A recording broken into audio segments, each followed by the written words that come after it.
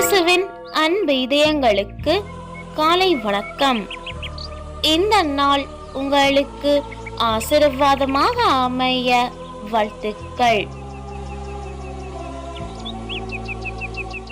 இப்புதிய நாளுக்கான ஆசீர்வாத இறைவசனம் 2 கொரிந்தியர் அதிகாரம் 12 இறை வார்த்தை 9.